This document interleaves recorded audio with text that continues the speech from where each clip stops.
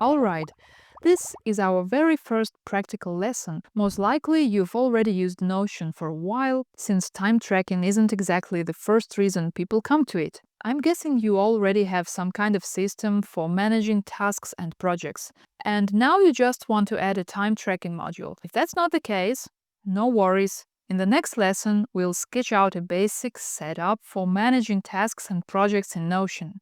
But if you've worked in Notion before, then you probably know its most powerful feature is databases. And that's where we'll start. We're going to create a database to track work sessions or anything else you need time tracking for. So let's create a new blank page and call it time tracking. This is where all the setup for this masterclass will happen. Next, let's add a database.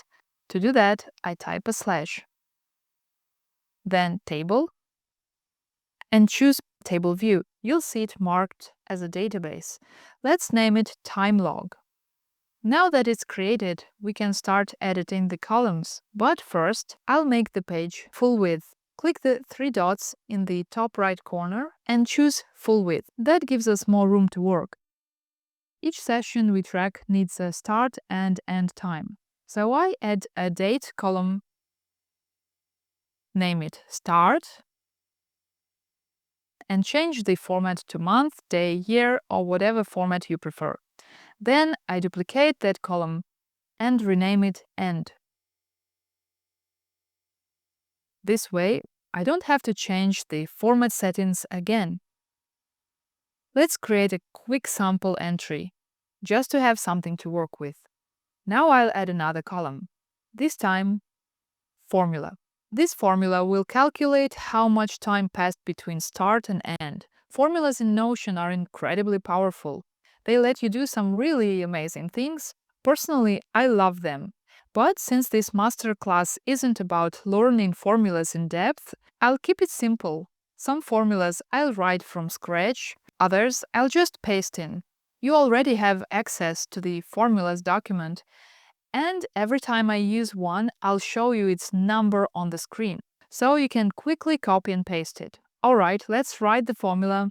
We want to calculate the number of minutes between end and start.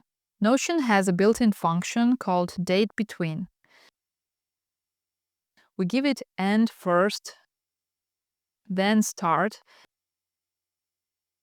and we set the unit to minutes. Let's save the formula. Perfect. We can now see how long the session lasted. And when I change the dates, the result updates. Next, let's add another formula. To show the same value in hours, we'll name this column spent hours. To calculate it, I'll take the value from spent minutes and divide it by 60. Save and set it to show 2 decimal places. Nice! Now we can track time both in minutes and in hours. Let's add a couple more columns. I'll create a select property and call it status. We'll use it to mark each session as active or completed.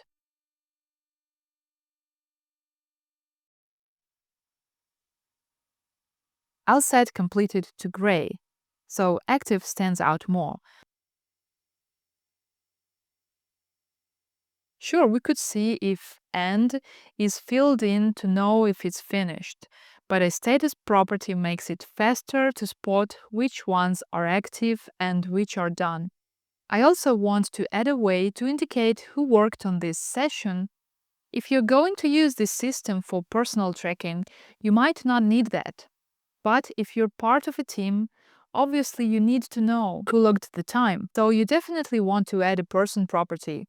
I'll limit it to one person, although if you're tracking things like group meetings, you might want to allow more than one. And with that, our TimeLog database is ready to connect with a task and project system. This isn't the final version.